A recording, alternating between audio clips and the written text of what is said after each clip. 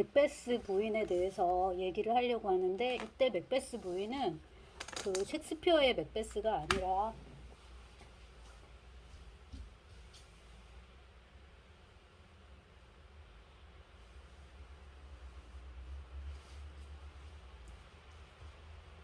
찾아놓고 시작을 했었어야 됐는데, 오늘 시간을 착각을 해서 저한테 시간이 별로 없다는 사실을 몰랐어요. 자, 러시아의 맥베스 부인이라고 번역은 돼 있는데, 이것은 레이디 맥베스 무첸스커버 우에즈다. 그래서 무첸스크 군의 레이디 맥베스. 그러니까 러시아어 원문에서도 가스파샤라고 부인이라는 단어가 있는데 그거를 쓰지 않고요. 약간 비꼬는 의미로 레이디라는 단어를 썼어요. 그리고 아마 이성훈 선생님 번역하시면서 무첸스크가 귀야 저기 입에 안 익잖아요. 그래서 그냥 이제 러시아로 의역을 해가지고 이제 러시아의 맥베스 부인 이렇게 이제 했고, 보시면 이제 당연히 레이디 맥베스, 셰익스피어의 맥베스 부인 레이디 맥베스가 이제 연상이 되죠. 그래서 요게 이제 레스코프라는 러시아 작가가 쓴 소설인데, 레스코프는 도스옙스키, 톨스토이, 뚜르게네프 레벨까지는 아니지만은 그래서 이제 마이너 작가라고 하죠. 레스코프, 곤차로프, 살트이코프, 쉐드린 해서 한 3명 정도를 더 꼽는데, 극작가로는 오스트롭스키 같은 작가가 있습니다. 그래서 이제 약간 마이너 그룹에 들어가는, 그렇지만 러시아 사람들은 굉장히 아끼는 걸출한, 자기 나름대로 되게 걸출한 작가인데요. 레스코프도 소설을 많이 썼습니다. 많이 써서 1번 계열이 성자 계열이에요. 제가 다 읽지는 못했는데 전집을 샀었죠, 제가. 그러다가 이제 하도 교수가 안 되니까 화가 나가지고, 운명에 화가 나서 갖다 팔았죠, 레스코프 전집을 헌책방에. 그러다가 다시 아니야, 다른 길이 뭐가 있겠어 해서 다시 레스코프로 논문을 쓰려고 헌책방에 사러 갔는데 레스코프 전집이 팔린 거예요. 서울대 뒤에 저 헌책방에서. 누가 사가냔 말이에요. 러시아 교수님이, 선생님이 오셔가지고 이 귀한 책이 왜 여기 한국의 헌책방에 있지 해가지고 사가셨다는 그런 슬픈 일화가 있는데요. 그 정도로 러시아 사람들은 아끼는 이제 그런 작가입니다. 그래서 성자 계열이 하나가 있고요. 그 다음은 도스옙스키의 악령 같은 거죠. 그러니까 사상 계열. 그래서 반 허무주의 소설. 제가 지금 꽃을 보라고 자꾸 돌리는데 안 돌아가지. 저기 말린 수국도 있고, 네, 잠만보 인형도 뒤집어져 누워 있네요. 아무튼 그래서 이제 성자 계열의 반 허무주의 소설, 그러니까 반 니힐리즘 안티 니힐리즘 소설에서 사상 계열이 있어요. 성자 계열, 사상 계열. 그다음 이제 세 번째가 민중 계열인데요. 이게 아주 뭐 단호박처럼 딱딱 갈리는 건 아니에요. 대략 이제 그런데 요 대표작으로 우리가 지금 읽는 요 레이디 맥베스는 말하자면 이제 민중 계열에 들어가는 작품이다. 그러니까 여기 이 까체리나 이즈말로바라는 여성이 주인공인데, 그녀가 세르게이라는 하인하고 이렇게 돼가지고 다 죽여요. 시아버지도 죽이고 남편도 죽이고 심지어 이제 어린아이까지 죽이게 되고, 나중에는 이제 자기도 죽고 세르게이가 사랑하게 된 여자까지 같이 죽는, 이제 완전 피 튀기는 그런 소설인데, 이것도 어떻게 보면 러시아성 루스커스지, 러시아성 러시아니스, 러시아 민중성의 일환으로 볼 수 있다 해서 이제 그렇게 묶어서 좀 이야기를 제가 구성을 이제 해보려고 했죠. 근데 레이디 맥베스는 짧은 이야기입니다. 이걸로는 이제 각이 나오지 않아가지고 불륜이고, 그 다음에 까체리나가 되게 권태로워하기 때문에 권태나 이런 걸로 해서 보바리 부인하고 엮어볼 수 있지 않을까 해서 논문을 썼는데 실지 못했어요. 이른바 개제 불가가 나왔는데, 지금 생각하면 그건 되게 타당했던 것 같고, 보바리 부인에 대한 글은 안나 까레니나랑 엮어서 이제 논문으로 발표를 했고, 이 레이디 맥베스를 논문으로 쓰려면, 그러니까 학적으로 다루려면은 레스코프 전작에서 이 작품이 차지하는 거 이거를 하든가. 근데 저는 이제 레스코프한테 그렇게 시간을 할애하지 않을 것 같고요. 아니면 이 레이디 맥베스가 픽 된 거예요. 픽. 지금 그래서 제가 이걸 찍는데, 레스코프가 이렇게 많은 작품을 썼는데 어쨌거나 후대 독자들은 이 작품을 골랐어요.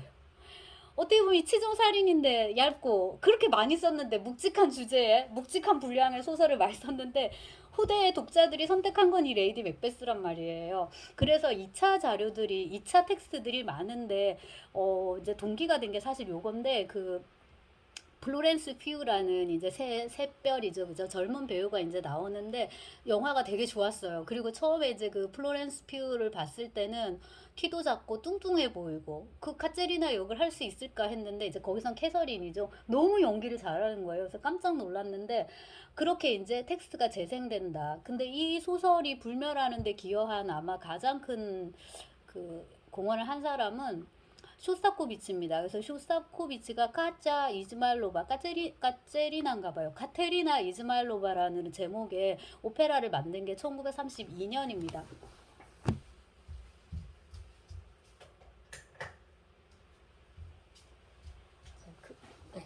달걀을 삶고 있어가지고 근데 이제 이 오페라를 제가 전편을 다 못 봤거든요. 잘라 봤는데 워낙에 이제 쇼스타코비치가 고골의 코 같은 걸 오페라로 만드는 사람이니까 뭐 우리가 아는 뭐 나비 부인이나 막 이런 오페라하고는 되게 질이 다른 거죠. 뭐 모차르트 오페라 뭐 이런 거 생각할 수 없는 어떤 러시아만의 독특한 그런 게 있는 모양인데 제가 다 보지는 못해서 근데 이제 제일 그 다음에 인상적이었던 게 이게 굉장히 인상적이었는데 토도롭스키라는 사람이 그 까짜 이즈말로바 그러니까 카티아 이즈말로바 그 모스크바 근교의 밤 해가지고 이게 94년도에 나온 건데 우리나라에 소개될 때는 말러브 카티샤 이렇게 이제 소개가 됐단 말이에요. 근데 이거가 뭔지 모르고 봤어요. 굉장히 수위가 높아서 그때 학부 시절에 봐가지고 되게 충격을 받았는데 단순히 수위만 높았으면 뭐 충격이 아니었겠는데 거기서 그 까짜하고 세르게이주 둘의 사랑이 되게 독특하게 여겨졌고 특히나 그 카테리나를 연기한 배우가 이름이 어려워요. 인게보르가 다프쿠나이트 나중에 찾아보니까 리투아니아 배우인데요. 굉장히 이지적이고 건조하고 우아하고 은은합니다. 근데 이제 배역은 이런 건 거예요. 사랑에 미쳐가지고 완전히 획 돌아버리는 그런 여잔데 굉장히 지적으로 근데 각색을 했어요. 직업도 타이피스트고 이게 이미 20세기로 넘어왔거든요. 그 다음에 이제 세르게이도 되게 천박한 하인에서 되게 말이 없고 과묵해요. 그래서 그 사람의 어떤 그런 비열한 행동, 그러니까 바람 피우는 거 이런 것들이 연기 속에 어떻게 녹아들어서 저런 정황도 살다 보면 가능하겠구나라는 거를 이렇게 보여줘요. 그래서 그 젊은 세르게이를 연기한 사람이 블라즈미르 마슈코프라는 배우인데 이 사람은 2003년에 이 영화는 1994년에 나왔고요. 2003년에 도스토옙스키의 백치 를 이제 러시아에서 TV 시리즈로 만드는데 그때 로고진 역을 맡았습니다. 완전 넘사벽 훌륭한 이제 로고진이 탄생을 한 거죠. 그래서 저는 이제 이런 개인사가 있기 때문에 이 맥베스 부인을 어떻게든 좀 살려가지고 한번 논문으로 쓰고 싶었는데 아무래도 이 작품 자체로 이제 각이 나오지 않고 이제 지금 말씀드린 이런 2차 텍스트하고 엮어서 뭔가를 써볼 수 있을 것 같은데 그것도 당장은 이제 힘들 것 같고 그 다음에 권태라는 어떤 키워드를 가지고서 엮어볼 수 있지 않을까. 하지만 여기서 까츠리나가 보여주는 권태는 우리가 흔히 말하는 그런 권태, 말을 많이 할 수 있는 그런 지적인 권태 있잖아요. 그거하고 너무 질적으로 다른 거예요. 그래서 역시나 이건 안 되겠다 해서 지금 이제 글을 하나 따로 그냥 해서 네이버에 올리는 걸로 제가 결정을 했습니다. 그리고 이제 다시 이 소설을 상기해 보니까 잘 논문을 쓰기 힘든 게 이 소설의 특징이다. 그러니까 재미있게 잘 읽히는데 학적으로 논하기에는 힘든 작품이다라는 결론을 내렸어요. 근데 세계 문학사에 이런 작품들이 꽤 되는데 대표적인 게 생텍쥐베리 어린 왕자 같은 거죠. 모두가 다 좋아하는데 그거 갖고 논문 쓰기 참 힘들 것 같고 그 다음에 통속소설이라고 분류되는 19세기 소설이 있어요. 알렉산드르 디마의 삼총사, 몽테크리스토 백작 이런 것들이거든요. 우리가 다 좋아하죠. 지금도 읽고 만화라도 만들 수 있고 영화도 주기적으로 만들고 막 그렇게 한단 말이에요. 하지만 이제 학적으로 많이 이렇게 다뤄지진 않는 그런 거 비슷하게 이제 제가 떠올린 게 빨강머리 앤이라든가 이걸 동화로 생각하는 거는 굉장히 오산 이에요. 왜냐면 빨강머리 앤도 앤하고 뭐 길버트하고 싸우고 뭐 다이아나랑 손잡고 뭐 이렇게 어린 여자 소녀들의 이런 우정 이것만 이야기가 있는 게 아니거든요. 나중에 앤이 자라고 길버트랑 결혼을 하고 제가 지금 까먹었는데 옛날에 민서 출판사에서 이렇게 총 10권인가 꽤 양이 됐어요. 근데 누구나 그렇겠지만 중학교 때 이제 푹 빠져가지고 완전 그 빨강머리 앤의 무지개 다리를 건너선가 뭐 보랏빛 뭐를 넘어선가 해서 앤이 아줌마 되는 것까지 다 나와요. 그 다음에 이제 뭐 작은 아시드 이런 거 여기서 이제 그 또 플로렌스 퓨가 넷째 딸이었나 봐요. 에미 그 그림 그리는 애 그 역을 맡은 것 같던데 이제 그 조가 이제 글 쓰는 애였죠.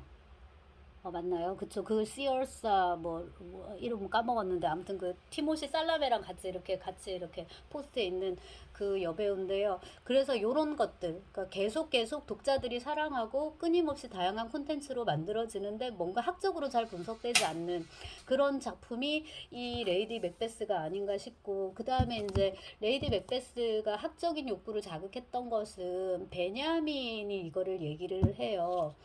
그 화자의 특성에 이제 주목을 해가지고 그 레스코프 이야기꾼 이제 얘기를 하는데, 농부형이 있고, 이건 이제 시간적으로 먼 공간 이야기, 한 곳에 계속 살았으니까 옛날에 무슨 일이 있었는지부터 쭉 있잖아요. 할아버지 얘기, 아버지 얘기부터 해서 그렇고, 그 다음에 이제 뱃사람 상인형이 있어요. 이 사람은 이제 지금 여기 있는데 배 타고 절로 나가니까 저쪽에 있었던 일을 얘기해 줄 수 있는 거예요. 그래서 두 개를 결합한 어떤 이야기꾼 형태, 그런 이제 직접적인 문체가 이 레스코프 문체의 특징이다라는 건데, 그 문체는 기본적으로 이제 민중성에 기반하고 있다, 자연력에 기반하고 있다. 그러니까 이거를 분석하려면 잘 되지 않아요. 학적인 논의가 잘 되지는 않아요. 너무나도 즉흥적이어가지고. 근데 다시 이렇게 봐도 캐릭터 저는 되게 마음에 들고요. 이 까츠리나가 말이 잘 통하지 않아요. 말씀드렸듯이 이제 그 민중의 이제 대변자 자연력 세르게이가 좋고요. 세르게이랑 하고 싶고 계속 같이 있고 싶고, 그래서 그 까제리나가 내뱉는 유명한 대사가 나는 살아서는 절대로 너랑 헤어지지 않는다고. 그러니까 죽기 전까지는 내가 절대로 너를 놓아주지 않겠다, 이제 이런 건데, 세르게이는 이 주인 마님의 사랑이 버거운 거죠. 처음에는 이렇게 이제 지도 좋으니까 좀 이렇게 하다가, 그리고 이제 굉장히 까제리나는 즉흥적으로 사랑에 방해가 되는 자들을 제거합니다. 시아버지, 남편, 이렇게. 그렇게 하고서 죄책감이 없느냐? 그렇지 않아요. 굉장히 민중적으로 죄책감을 느끼는데, 꿈에서 고양이가 나오거든요. 근데 이 고양이가 난 고양이 아니야, 너가 죽인 네 시아버지야, 나는 상인 보리스야, 이런 식으로 나와서 얘가 또 되게 죄책감을 느낀단 말이에요. 그 다음에 이제 그 어린아이까지 죽이는 요 대목에서도 이제 난리가 나고 이렇게 묘사된 거 보면은 소설이라기보다는 신화나 동화 같은 이제 그런 느낌을 주고, 마지막에 이게 되게 파국인데, 얘가 잘못했으니까 이제 실려가죠. 유형수가 돼가지고 이제 시베리아로 가는데, 거기서 이제 세르게이가 전격 바람을 피우는 거예요. 너는 뭐 내 아내도 아니고 네가 마님도 아니고 내가 왜 너한테 충성해야 돼, 이제 이런 식이어서 일부러 다른 여자랑 이렇게 붙으면서 이제 이 까제리나를 계속 이제 이렇게 하는 거죠. 그리고 너도 잘한 거 없잖아, 이런 식인 거예요. 잘한 게 물론 없죠. 네, 물론 없어요. 그래서 이제 인광보라고 볼 수도 이제 있을 텐데, 마지막에 이제 까제리나가 이제 참았다가 터지는 거죠. 그래서 그 자기 남자라고 할 수 있죠. 세르게이를 유혹한 그녀, 이름이 소피아인데, 그녀를 껴안고 배에서 이렇게 물로 떨어져요. 그러니까 동반 자살이라기보다는 진짜 그런 고급한 말이 안 맞아요. 이렇게 돼가지고 미친 진짜 XX가 돼가지고, 야 이 XX야 너 죽고 나 죽자 이래가지고 붙잡고 이렇게 그냥 풍덩. 근데 이런 식의 그 어떤 민중적인 표현이 사실 러시아에만 있는 게 아니고 이건 어느 문화권에 다 있는 거거든요. 우리도 마찬가지고요. 그래서 어떻게 보면 줄거리가 되게 조잡하고 이 캐릭터를 옹호할 수 있는, 그러니까 이 까제리나를 옹호할 수 있는 뭔가가 전혀 없다고 할 수도 있는데, 이게 이렇게 많은 독자들의 사랑을 받은 데는 다 이유가 있을 거란 말이에요. 이 번역이 돼 있으니까 여러분 읽어보시고, 문학 동네판에 역시나 이상훈 선생님이 번역하신 걸로 그 왼손잡이가 있어요. 네. 거기도 재밌는 소설들이 많이 들어가 있는데, 뭐 여러분 러시아 문화에 관심 있으면 한번 좀 들춰보셔도 좋을 것 같고, 무엇보다도 레스코프는 다른 작가들도 가장 러시아적인 작가다라고 되게 극찬을 했던 그런 작가입니다. 그러니까 상대적으로 유럽의 영향을 많이 받은 도스옙스키, 톨스토이, 뚜르게네프에 비해서 정말 순수 러시아 작가고, 그 소설가 이기호가 썼는데, 이 그 레스코프에 대해서, 이 작품은 아니지만 그 이기호 씨가 한국 작가가 읽어주는 그 읽은 세계 문학, 거기에 보면 이 그 레스코프를 이렇게 골랐더라고요. 그러면서 이 작가는 가방끈이 긴 작가가 아니었다라고 이제 그걸 얘기를 하는데, 본인이 어떻게 보면 그 민중에 속했기 때문에 그 민중을 이상화하지 않으면서, 톨소이나 도스옙스키처럼 이상화하지 않으면서 진짜 민중 얘기를 쓰는 거죠.